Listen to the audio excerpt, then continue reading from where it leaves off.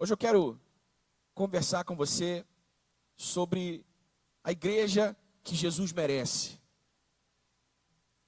Qual é a igreja que Jesus merece? Como devemos buscar viver para a glória do seu nome e fazer valer o seu sacrifício por nós? Você ama Jesus? Você é grato a Jesus pelo que Ele fez por você, irmão?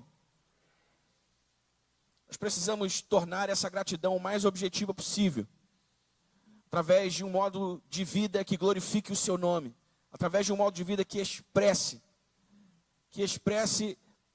de maneira intensa esse nosso amor e essa nossa gratidão a Jesus pelo que Ele fez por nós, pelo que Ele nos deu. Eu sei que, em geral, nós vimos a igreja com a expectativa de ouvir uma palavra do Senhor que responda a uma questão que nós trazemos no nosso coração, com relação a alguma área da nossa vida, um dilema, um problema a ser resolvido. E isso é muito bom, isso tem o seu lugar. Mas hoje eu quero conversar com você não sobre aquilo que Deus pode fazer por você, aquilo que Deus pode te dar, mas sobre aquilo que você pode dar a Deus, o que você pode fazer para a glória de Deus. Você está comigo aqui? Diga amém. Sobre como podemos ser juntos a igreja que Jesus merece. É uma passagem bastante conhecida nas Escrituras, e ela está em João capítulo 4, versículo 24. Vou pedir para colocar na tela aí, João capítulo 4, versículo 24. Certamente você já ouviu muitas vezes esse versículo. Olha, Deus é espírito, e é necessário que os seus adoradores o adorem em espírito e em verdade. Você pode ler comigo? Vamos ler juntos? Deus é espírito, e é necessário que os seus adoradores o adorem em espírito e em verdade. A igreja que Jesus merece é uma igreja espiritualmente vibrante. Aliás, isso está na nossa declaração de visão. A igreja que nós vemos, ou a igreja que nós queremos ser, é uma igreja espiritualmente vibrante. Porque nós cremos que uma igreja espiritualmente vibrante é a igreja que Jesus merece. Por todo o valor que o sacrifício de Jesus tem. Você reconhece o valor do sacrifício de Jesus, irmão? Por todo o valor que o sacrifício de Jesus tem, o mínimo que nós podemos ser para Ele é espiritualmente vibrantes. Como eu disse, expressando de maneira objetiva e concreta o nosso amor e a nossa gratidão por Ele. E há 3 valores fundamentais de uma igreja espiritualmente vibrante. E todos nós precisamos conhecer e permitir que sejam assentados no solo do nosso coração.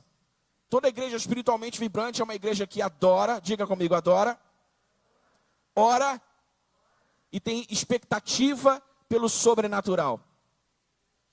Toda igreja espiritualmente vibrante é uma igreja que adora, que ora e que tem expectativa pelo sobrenatural. Nós lemos agora que o Pai procura adoradores que o adorem em espírito e em verdade. E esse verbo adorar, como nós lemos nesse texto bíblico, é a tradução da palavra proskunel, uma palavra grega, a palavra grega proskunel, que significa literalmente o movimento que um cachorrinho faz lambendo a mão do seu dono. Que estranho, Daniel, eu nunca ouvi dizer que a adoração era como o movimento que um cachorrinho faz para lamber a mão do seu dono. Pois é isso mesmo que Jesus tinha em mente quando ele disse que o Pai procura adoradores que o adorem em espírito e em verdade. Era dessa atitude, era dessa entrega, era dessa expressão de amor que Jesus estava falando. E eu não sei se você já teve a curiosidade de pesquisar psicologia animal, especialmente a psicologia canina. Quem tem cachorro aí? Você tem cachorro? Você já procurou saber como o seu cachorro pensa? Há muito tempo atrás a gente acreditava que os bichos não tinham sentimento, que os bichos não pensavam. E hoje já é diferente, né? Existe até psicologia canina. E que nos explica muito de como os animais sentem, pensam, ou o que passa pela sua cabecinha. E olha que interessante. A psicologia canina diz que um cachorrinho pode lamber a mão do seu dono por pelo menos 4 situações distintas.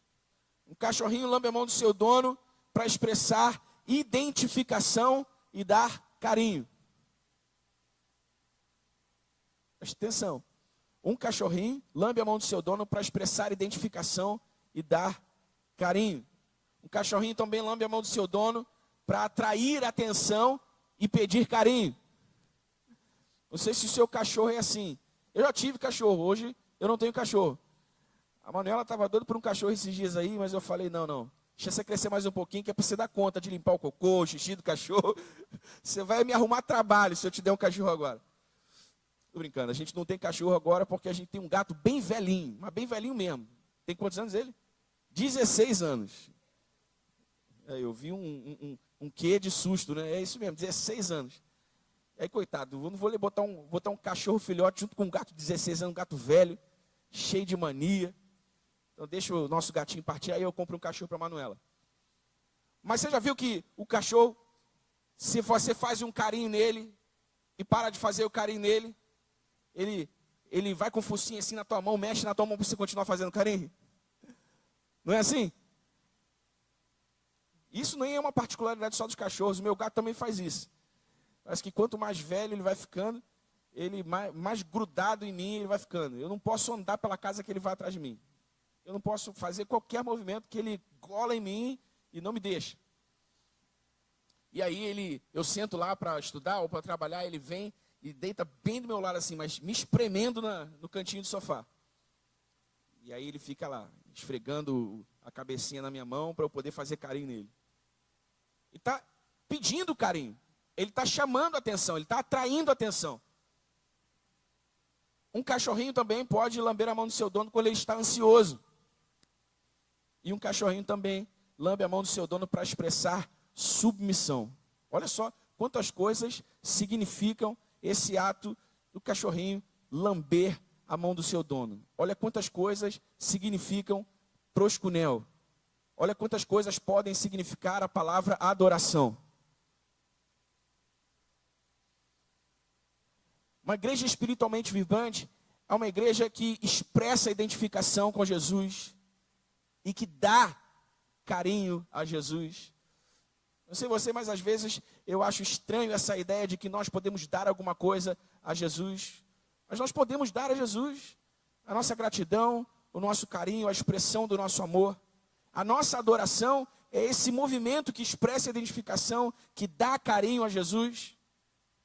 A nossa adoração, ela também serve para atrair a atenção de Jesus e para pedir o seu carinho. Glória a Deus pela poesia cristã, que nos oferece muitas canções que expressam esse sentimento, não é? Nós cantamos muitas canções que expressam esse desejo pela atenção de Jesus, esse desejo pelo afago de Jesus, pelo carinho de Jesus. Adoração também é atrair a atenção de Jesus, pedir carinho a Jesus. A nossa adoração também serve para nos acalmar quando nós estamos ansiosos. Você já passou por essa experiência? De repente você estava numa fase da sua vida em que você estava muito ansioso, uma expectativa muito grande por alguma coisa que viria a acontecer, ou não podia acontecer. E aí você decidiu adorar Jesus, e a sua adoração a Jesus acalmou o seu coração. Isso já aconteceu com você, irmão? Você está nervoso, de repente você começa a adorar, e o seu espírito se aquieta, e percebe a graça de Deus em Jesus, percebe o amor de Deus em Jesus, percebe o cuidado de Deus em Jesus. Esse também é um sintoma da adoração. A adoração nos acalma quando estamos ansiosos. E a nossa adoração, ela também serve para expressar a nossa submissão a Jesus. Mais uma vez, nós cantamos muitas canções que falam sobre isso, não é? Sobre a nossa submissão, sobre nos rendermos ao senhorio de Jesus, ao governo de Jesus. Nós cantamos muitas canções pedindo o reino de Jesus. Isso significa pedir o governo de Jesus, a liderança de Jesus sobre a nossa vida. Então, falar sobre uma igreja espiritualmente vibrante é falar sobre uma igreja que adora, é falar sobre uma igreja feita de adoradores, é falar sobre essa expressão de amor, como a de um cachorrinho lambendo a mão do seu dono. Então Jesus estava se referindo a uma intenção, diga comigo, intenção. No texto bíblico que nós lemos, João capítulo 4, versículo 4, Jesus estava se referindo a uma intenção. E essa intenção tem a ver com a maneira como nós vivemos a vida cristã. Nós vivemos a vida cristã com essa expectativa de agradar a Jesus, de dar glória a Jesus no modo como nós nos movemos, nos relacionamos, falamos, ouvimos, tratamos uns aos outros. Nós devemos nos lembrar da palavra do apóstolo Paulo, lá em Colossenses, capítulo 3, eu não lembro exatamente os versículos, mas ele diz, olha, tudo o que vocês fizerem, façam de todo o coração, como para o Senhor e não para os homens. O apóstolo Paulo também diz, se eu não me engano, em 1 ou 2 Coríntios, portanto, quer comais ou bebais, ou seja, quer que vocês estejam comendo ou bebendo ou fazendo qualquer outra coisa, façam tudo para a glória de Deus. Em muitos lugares da Bíblia, nós ouvimos esse chamado a uma vida que glorifique o nome do Senhor, a uma vida que expresse amor, que expresse gratidão. E é dessa intenção que Jesus estava falando quando ele ensinou sobre adoração, quando ele disse que o Pai procurava esse tipo de gente que tinha essa intenção como a de um cachorrinho lambendo a mão do seu dono, para expressar identificação, para dar carinho, para pedir carinho, para se submeter, para receber a sua paz.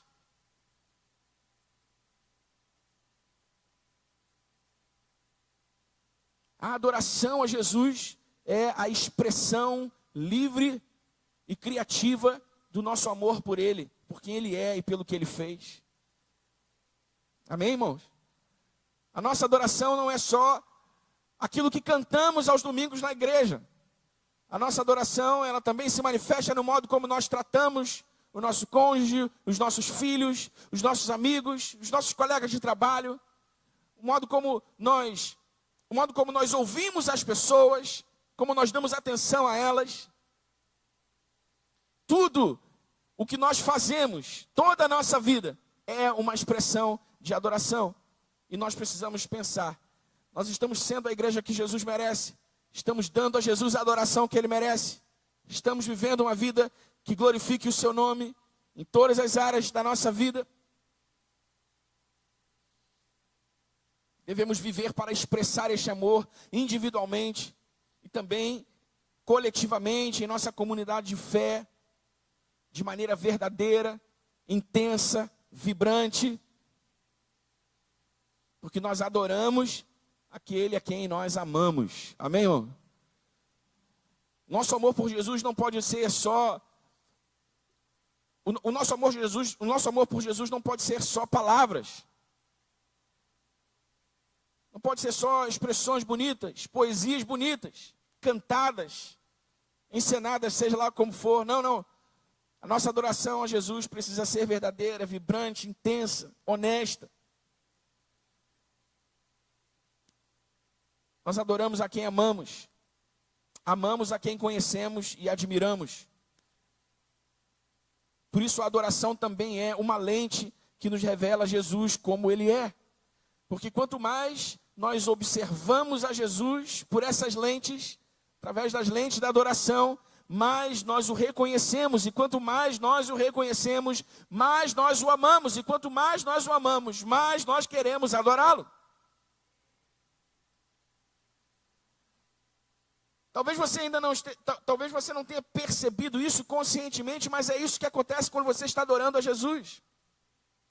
Quando você está adorando a Jesus, você está vendo a Jesus como Ele é. Na sua mente, no seu espírito.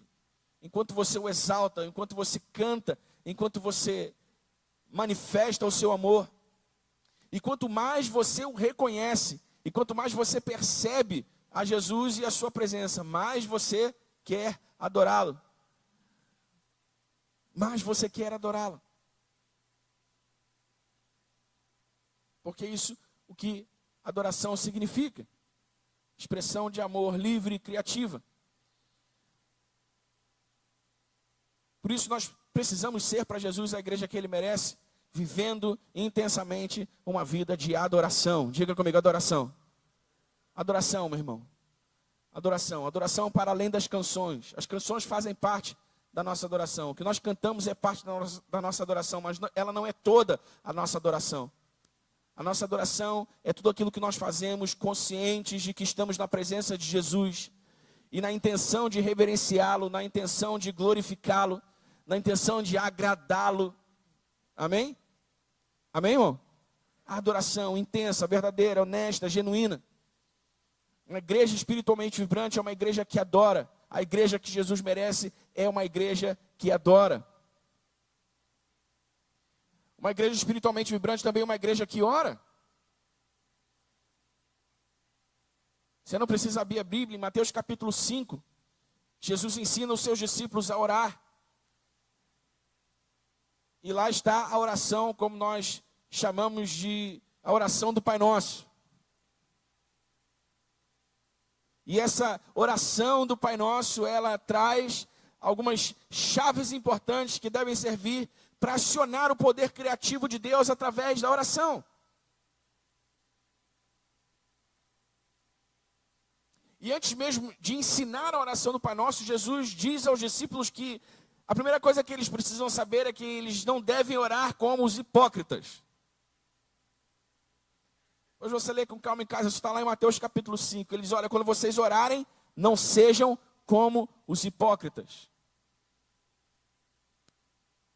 A palavra hipócrita, como nós lemos em Mateus capítulo 5, no texto bíblico, ela é a tradução da palavra grega upócrites, que significa literalmente intérprete ou ator.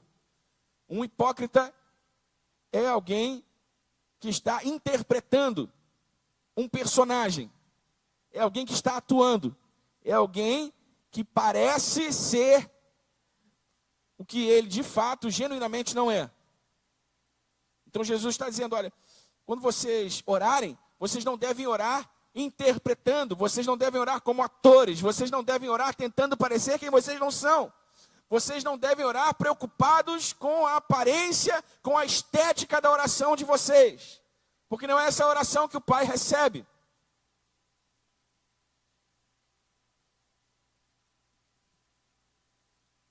E aí Jesus começa a ensinar, olha, quando vocês orarem, vocês orem assim. Pai nosso que estás nos céus, santificado seja o vosso nome, venha a nós o teu reino e seja feita a tua vontade, aqui na terra como lá no céu, o pão nosso de cada dia nos dá hoje. E ele vai ensinando a oração do Pai Nosso. Mas em todo o escopo do ensino de Jesus sobre a oração, nós aprendemos algumas coisas importantes. Primeiro é que a oração deve ser honesta.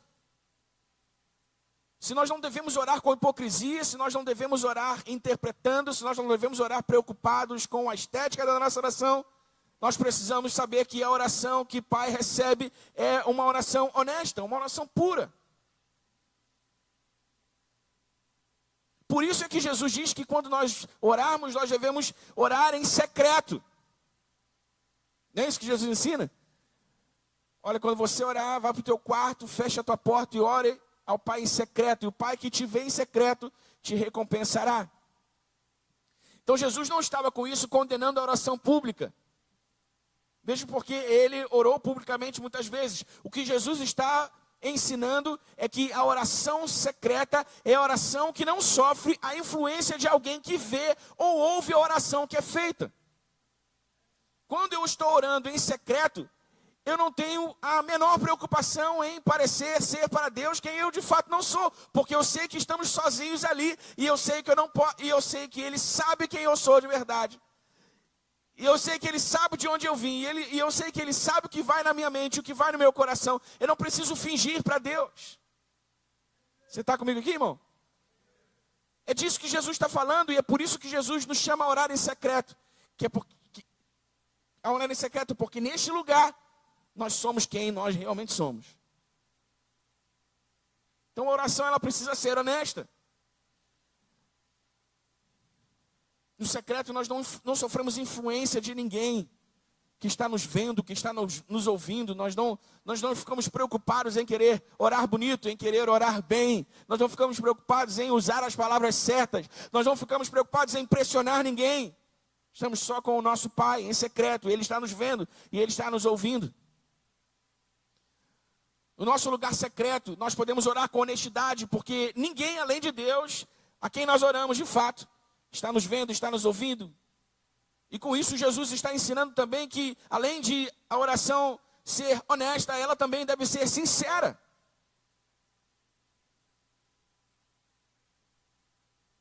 Eu já falei isso muitas vezes aqui, essa expressão sincera, ela no latim é sincera ou sem cera.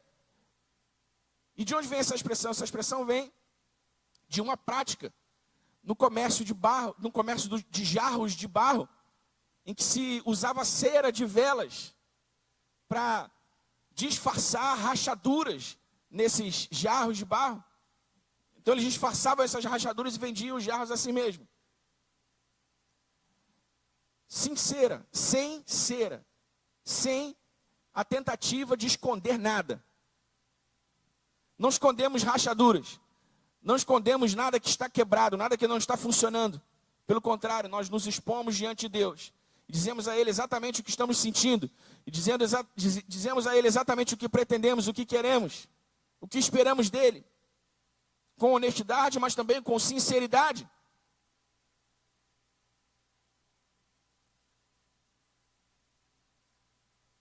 E aí, então, depois disso, Jesus, como eu disse, começa a ensinar o Pai Nosso.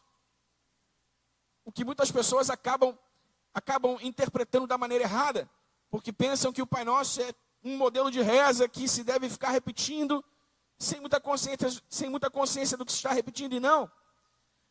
A oração, como nós chamamos de a oração do Pai Nosso, ela não é uma oração que deve ser repetida literalmente, apesar de poder, mas é uma estrutura de oração a ser observada. Toda oração que nós fazemos a Deus, individual ou coletivamente, como comunidade de fé, deve ser edificada sobre essa estrutura. Pai nosso que estás nos céus, santificado seja o teu nome. Nós começamos sempre santificando o nome do Senhor. Não necessariamente começamos santificando o nome do Senhor, mas nós entendemos que a oração, ela precisa contemplar a adoração. Ela precisa contemplar a exaltação. Amém, irmãos? A oração honesta, a oração sincera, não é oração que vai diante de Deus para falar de necessidades somente, mas é uma oração que reconhece quem Deus é, que reconhece quem Jesus é, e que glorifica o seu nome, que exalta o seu nome, que diz: Senhor Deus, santificado seja o teu nome. Venha a nós o teu reino, e seja feita a tua vontade, assim na terra como ela é feita no céu. Nós também nos submetemos. Além de exaltar, de glorificar a Jesus, nós também nos submetemos a Jesus. Quando dizemos venha o teu reino, nós estamos dizendo: Senhor, nós desejamos o teu governo, desejamos a tua direção, desejamos a tua liderança. Não queremos decidir a nossa vida com base na nossa inteligência. Não queremos decidir a nossa vida com base no nosso gosto, nas nossas vontades, nos nossos anseios. Não queremos viver gastando os nossos dias para realizar sonhos pessoais. Nós desejamos que o Senhor estabeleça em nós o teu reino, o teu governo, e que o Senhor faça em nossa vida a tua vontade. Que o Senhor realize na nossa vida a tua vontade aqui na terra, assim como ela já foi estabelecida no céu desde a eternidade. Venha a nós o teu reino, nós nos submetemos. O pão nosso de cada dia nos dá hoje. Nós oramos por provisão. Nós reconhecemos que aquilo que nós precisamos está no Senhor. Como Lucas bem disse aqui, durante a adoração, Ele é suficiente, porque tudo que nós precisamos está nele. E nós reconhecemos que a provisão que precisamos está nele, que o milagre que precisamos está nele, que o recurso que precisamos está nele. Amém, irmão? Por quê? Porque tudo que nós acessamos de Deus na nova aliança, nós acessamos pela graça. Por isso Paulo disse: vocês são salvos pela graça por meio da fé, isso não vem de vós, é dom de Deus. Depois de Cristo, tudo que nós recebemos de Deus é graça, é favor. Favor de Deus, favor que nós não merecemos. Assim como a salvação foi o favor de Deus que nós não merecemos. E a expressão da sua misericórdia, o castigo que nós merecíamos e Ele não nos deu. Tudo o que veio depois disso também é fruto da graça. Várias vezes já disse aqui, basta que o Senhor decida suprimir o nosso fôlego de vida por 5 minutos, para alguns até menos, e puf, a vida acabou. É ou não é? Nós respiramos e estamos vivos pela graça. Nós temos saúde pela graça. Nós trabalhamos porque Ele é um Deus de graça e nos dá oportunidade de trabalhar e prover sustento à nossa família. Amém, irmão? Então nós reconhecemos que a nossa provisão vem dele. E depois Jesus fala do perdão. E Jesus vai ensinando essa estrutura de oração a que nós precisamos estar atentos. Não necessariamente para repeti-la literalmente, mas para entender que tipo de oração é a oração que o Pai espera da igreja que Ele merece. Uma oração honesta, uma oração sincera.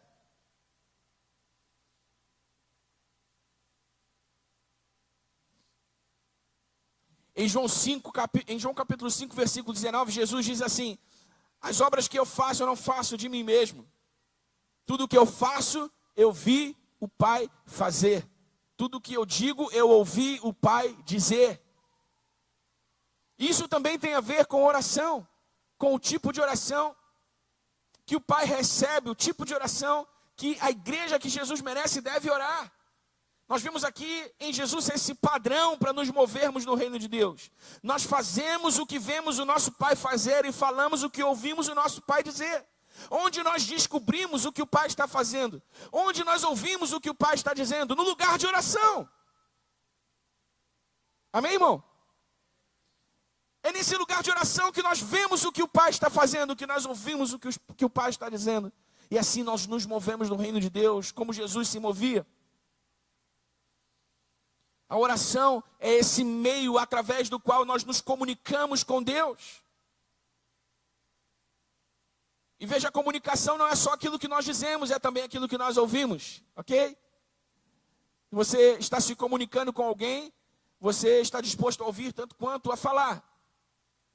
E assim também deve ser a nossa oração. Nós falamos a Deus o que pretendemos e nos colocamos prontos para ouvir o que Ele tem a dizer a nós. Nessa dinâmica, nessa interação com Ele. Pela oração nós vemos e ouvimos coisas que nós não veríamos e ouviríamos de outra maneira. Então nós devemos cultivar a prática da oração, individualmente e também coletivamente, enquanto estamos juntos na igreja. Por isso o pastor Eric estava aqui conduzindo um momento de oração, chamando a igreja a orar junta. Isso também é um exercício de adoração, um exercício de uma igreja espiritualmente vibrante. Amém, irmãos? A adoração, diga comigo, adoração e oração. De novo, diga adoração e oração. Queremos ser a igreja que Jesus merece. Uma igreja que adora. Uma igreja que é como um cachorrinho lambendo a mão do seu dono. Uma igreja expressando amor. Uma igreja expressando carinho, uma igreja expressando anseio, uma igreja reconhecendo a presença, uma igreja valorizando a presença, uma igreja colocando a presença no seu devido lugar. A coisa mais importante na vida de uma igreja, irmão, não é o seu prédio. A coisa mais importante de uma igreja não é o seu patrimônio. A coisa mais importante de uma igreja não é a sua estrutura. A coisa mais importante em uma igreja é a presença de Jesus. Amém? Pega esse prédio, esvazie esse prédio da presença de Jesus e nós não temos uma igreja aqui. Temos um prédio com um ajuntamento de gente religiosa.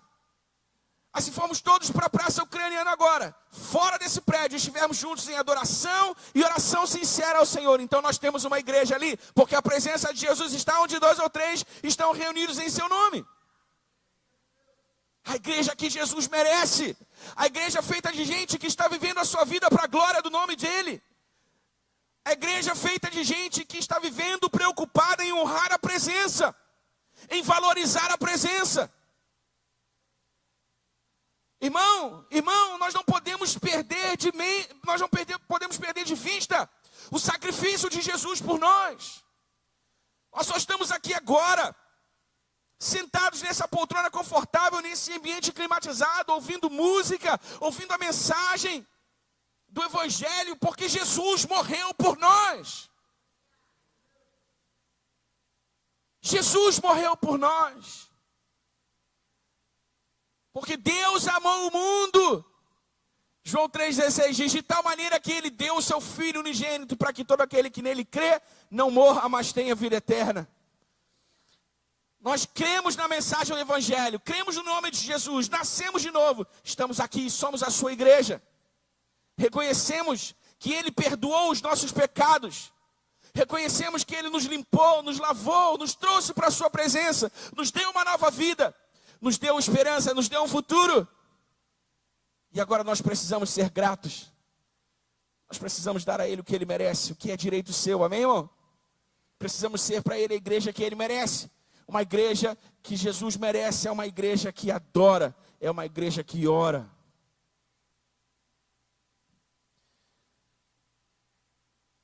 Mas a igreja que Jesus merece, ela não é só uma igreja que adora e ora, mas também uma igreja que tem expectativa pelo sobrenatural. Agora vamos ler alguns textos juntos, 2 textos bíblicos juntos. João capítulo 14, do versículo 12 ao 14. Põe na tela aí, produção. João capítulo 14, do versículo 12 ao versículo 14. A Bíblia diz assim: em verdade lhes digo, palavras de Jesus, em verdade lhes digo, que aquele que crê em mim, quem crê em Jesus aí? Quem crê em Jesus? Esse versículo é sobre você, é sobre mim, é sobre nós. Aquele que crê em mim, fará também as obras que eu faço. Fará coisas ainda maiores do que estas, porque eu vou para o Pai. E farei o que vocês pedirem em meu nome, para que o Pai seja glorificado no Filho. O que vocês pedirem em meu nome, eu o farei. Aquele que crê em mim fará também as obras que eu faço, e obras ainda maiores farão. Obras ainda maiores farão, foi o que Jesus disse, meu irmão. Você não leu errado, você não entendeu errado. Jesus, por meio do Espírito Santo que está em nós, nos conferiu poder espiritual para fazer as obras que Ele fez e para fazer obras ainda maiores. De modo que quando nós lemos os evangelhos e vemos Jesus curando enfermos, vemos Jesus expulsando demônios, vemos Jesus realizando milagres, vemos Jesus ressuscitando mortos, vemos Jesus pregando o evangelho do reino, vemos Jesus socorrendo os pobres, socorrendo as viúvas e os órfãos, quando nós vemos Jesus manifestando graça, amor e misericórdia, nós também podemos fazê-lo. Não porque somos bons, não porque somos inteligentes, mas porque Ele nos deu o seu Espírito e porque Ele disse que nós faríamos. Tá, Daniel? Beleza, mas por que não está acontecendo? Por que... Só não acontece porque a gente não está consciente disso. Só não acontece porque a gente não se move com coragem. Você pode orar pelos enfermos, você pode expulsar demônios. Você pode curar leprosos, ressuscitar mortos. Tudo que Jesus fez, Ele repartiu com a sua igreja, para que a sua igreja também faça. Até que Ele venha, a igreja que Ele merece deve ser uma igreja que tem expectativa pelo sobrenatural, que se move no sobrenatural, que mostra ao mundo, que faz que o mundo veja a realidade de Jesus, porque uma coisa é o que o mundo ouve, outra coisa é o que o mundo vê. Você concorda comigo? Uma coisa é a pregação que eu falo, outra coisa é a pregação que eu demonstro. Por isso o apóstolo Paulo disse: eu não fui ter convosco com palavras de persuasão humana. Ele disse aos Coríntios: mas fui ter convosco em demonstração de espírito e poder. Então, meu irmão, em nome de Jesus, se você quer ser para Jesus a igreja que Ele merece, não se esconda, tenha coragem, dê passos de fé. Sabe, quando você estiver perto de alguém que precisa de um conselho, abra sua boca em fé e libere uma palavra de conhecimento, libere uma palavra de sabedoria. Quando você estiver com alguém que precisa de uma oração e o Espírito Santo tocar você e disser para você lá no seu interior: ore por essa pessoa. Não finja que você não ouviu o Espírito Santo. Não pense que isso é coisa da sua cabeça. Diga: por favor, eu posso orar por você? Quando alguém estiver sofrendo em necessidade, e Deus puser essa pessoa perto de você, para que você reparta o seu recurso, não diga para que ela vá sem dar nada a ela. Tiago diz que isso é como uma obra morta. Tiago diz que isso é como uma obra que não demonstra fé. Reparta o seu pão, seja generoso. Você está comigo aqui, irmão? Nós estamos cercados de situações assim todos os dias. É ou não é verdade? Todos os dias. Todos os dias. Nós temos pessoas perto de nós que precisam de uma palavra, que precisam de uma oração, que precisam de um toque, que precisam de um encorajamento, que precisam de um recurso, que precisam de uma porta aberta, que precisam de influência, que precisam de um crente corajoso para fazer as obras de Jesus, que precisa de um crente que está disposto a ser para Jesus a igreja que ele merece. Irmãos, a igreja que Jesus merece não é uma igreja que lota templos para programações interessantes e que fora dos templos vive uma vida absolutamente sem graça, sem interesse nenhum, sem nada interessante. Essa não é a igreja que Jesus merece. A igreja que Jesus merece não é uma igreja que lota templos, mas que fora dos templos as famílias estão quebradas, os filhos estão se perdendo, as dívidas estão corroendo as finanças, o desespero, a ansiedade, a frieza espiritual. Essa não é a igreja que Jesus merece. A igreja que Jesus merece é uma igreja espiritualmente vibrante, uma igreja que adora, uma igreja que ora e também uma igreja que se move no sobrenatural. Uma igreja que tem expectativa no sobrenatural. Uma igreja que espera ver milagres. Mais ainda, uma igreja que se move para realizar milagres. E nós devemos nos lembrar que não é o nosso poder. Quando eu falo sobre ser uma igreja que se move para realizar milagres, não é porque nós somos bons, porque nós temos poder em nós mesmos, mas porque Jesus prometeu que nós poderíamos fazê-lo em seu nome. Antes de ser assunto ao céu, Jesus disse: olha, em meu nome. Melhor, Jesus disse: ide por todo mundo, pregue o evangelho a toda criatura.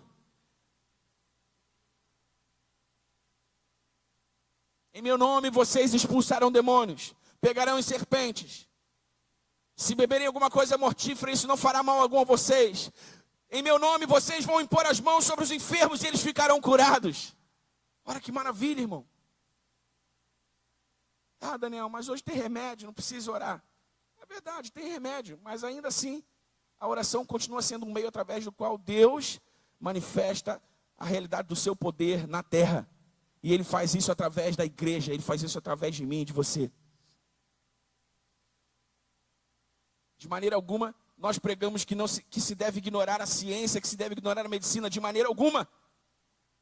Mas pregamos que, além da medicina, além dos remédios, além daquilo o que o conhecimento humano pode produzir, com a graça de Deus é verdade, há também esse poder espiritual que serve para a missão da igreja. Qual é a missão da igreja? Avançar o reino de Deus pela pregação do evangelho do reino. Esse evangelho do reino que Paulo disse não é um evangelho... Esse evangelho do reino que Paulo disse não é um reino de comida e bebida, mas um reino de paz, justiça e alegria no Espírito. O poder de Deus está com a igreja, porque o poder de Deus está no Espírito Santo, o Espírito Santo está em nós. Isso nós precisamos cultivar a expectativa pelo sobrenatural, irmão. Você não pode viver a sua vida cristã pensando que a sua vida cristã é só isso: vir à igreja domingo, ouvir a mensagem, voltar para casa, tocar a sua vida, voltar para a igreja domingo, ouvir a mensagem, voltar para casa, tocar a sua vida, vir à igreja de novo, canta, ouve a mensagem, volta para casa. O que está acontecendo na segunda? O que está acontecendo na terça? O que está acontecendo na quarta, na quinta, na sexta, no sábado? O que está acontecendo na tua vida? Qual é a dinâmica da tua vida com Deus? Amém? Amém, irmão? Então o meu encorajamento hoje com essa mensagem é que sejamos juntos para Jesus e a igreja que Ele merece, oferecendo a Ele adoração genuína, verdadeira, intensa, sincera. Assim como um cachorrinho lambe a mão do seu dono. Uma oração que sirva para demonstrar carinho. Uma oração que sirva para demonstrar identificação.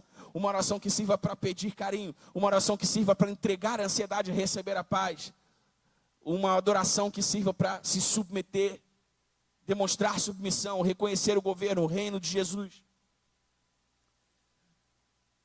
O meu encorajamento para você com essa pregação essa noite é que você também seja para Jesus e a igreja que Jesus merece, orando, vivendo uma vida de oração ativa e produtiva. Ore, meu irmão, ore.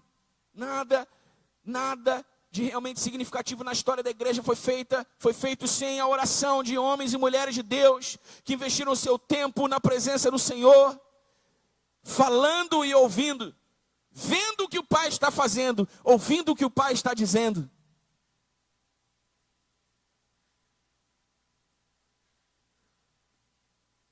Oração, oração. Devemos ir à presença de Deus, tomar a estrutura da oração do Pai Nosso e gastar tempo com Deus em oração. Oração. Oração honesta, oração sincera. Não uma oração hipócrita, não uma oração estética, uma oração honesta, sincera. Às vezes as pessoas ficam com vergonha de orar em público, né? Você chama alguém para orar. Não quero não sei. Como assim, irmão? Não sabe? Você fala com Jesus, ué. Fala com Jesus do seu coração para o coração dele. Uma canção antiga que falava sobre isso. Você não precisa saber como orar. Você só precisa saber como clamar o nome de Jesus. O nome de Jesus, clamando em fervor ou sussurrando em temor. Em meio às multidões ou a sós com o Senhor, diga a Jesus, Jesus, Jesus, como eu amo esse nome, Jesus. Irmão, se você for à presença dele e dizer, Jesus, eu te amo, Jesus, eu te amo, Jesus, eu te amo, tu és tudo para mim, Jesus. Se você aquecer o seu coração, expressando o seu amor, e então você começa a falar com Jesus sobre as suas questões, irmão, você vai colocar em movimento essa engrenagem poderosa, e você vai começar a ouvir a Jesus, a perceber a presença de Jesus. Meu encorajamento para você essa noite com essa mensagem é que você também seja uma igreja que Jesus merece, cultivando expectativa pelo sobrenatural. Amém, meu irmão? Amém?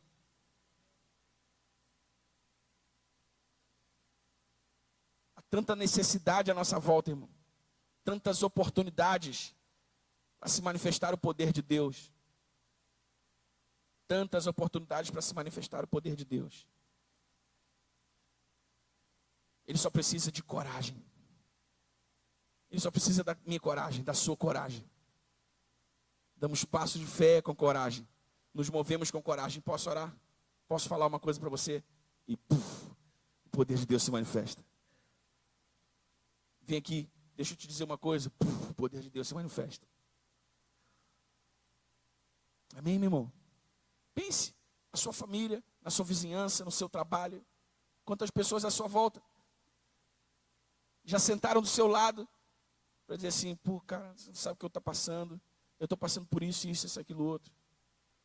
E você fica lá meio assim, sem saber o que fazer. Jesus colocou aquela pessoa lá, porque ela precisa de uma palavra, porque ela precisa de uma oração. Se você não sabe o que dizer, irmão, ofereça uma oração. Amém? Ofereça uma oração. Esteja disponível. Esteja disponível para Jesus usar a sua vida no poder do Espírito Santo, para realizar milagres, para fazer sinais e maravilhas. Está comigo aqui, irmão? Está um silêncio tão grande, que eu não sei se ele está cansado de me ouvir ou se está prestando atenção no que eu estou falando.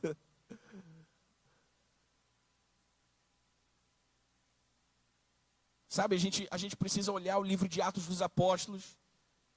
Sabe, um livro repleto de aventuras, um livro repleto de histórias malucas, de homens sendo presos e sendo soltos miraculosamente, de homens sendo teletransportados, de enfermos sendo curados, de coisas incríveis, o Espírito caindo por meio da igreja.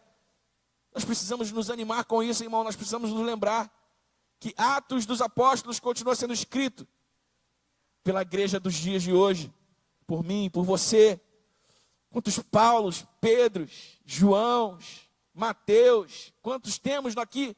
Quantos apóstolos temos aqui? Eu estou falando de uma função, de um cargo, de um nome, apóstolo, mas irmão, estou falando de alguém que está disposto a avançar o reino de Deus. Estendendo a mão, servindo, expectativa pelo sobrenatural, expectativa por ser cheio do Espírito Santo. Lucas capítulo 24, versículo 49, para terminar. Lucas 24, 49.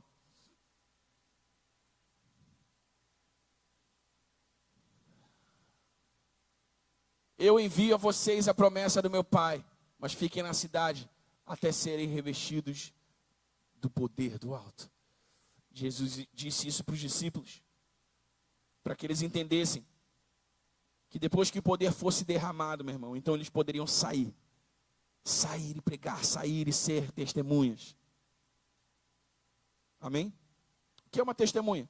Uma testemunha é alguém que está disposta a falar daquilo que viu, não é? Daquilo que viu, aquilo que ouviu, o que estamos vendo Jesus fazer, o que estamos ouvindo Jesus falar, o que Jesus está fazendo na nossa vida. Saímos e anunciamos isso. Você não precisa de uma história mirabolante, você não precisa de uma história de superação, irmão, você só precisa falar do que Jesus está fazendo na sua vida. Na sua vida.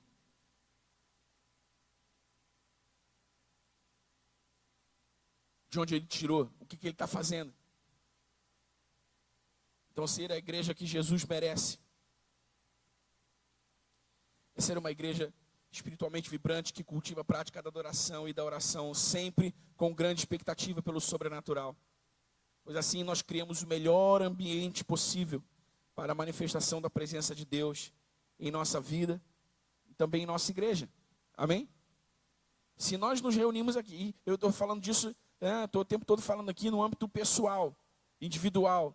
Mas se nós entendermos que isso também é uma verdade, que diz respeito à nossa comunidade, à nossa coletividade, você imagina, irmão, o nosso ambiente cheio de crentes, disposto a adorar, como um cachorrinho lambendo a mão do seu dono. Só quer a presença de Jesus, só quer a mãozinha de Jesus fazendo carinho. Uma igreja disposta a orar, para ouvir o que o Pai está dizendo, o que Jesus está dizendo, ouvir ver o que Ele está fazendo. Uma igreja disposta a se mover com coragem no sobrenatural, realizando as obras de Jesus. Uau! Nós teremos avivamento, nós teremos um grande mover do Espírito, nós veremos uma grande colheita, e é isso que Jesus espera de nós. E é isso que nós queremos ser para Ele. Uma igreja espiritualmente vibrante. Amém? Amém, irmãos? Uma igreja que adora, que ora, que tem expectativa pelo sobrenatural. Vamos ficar de pé.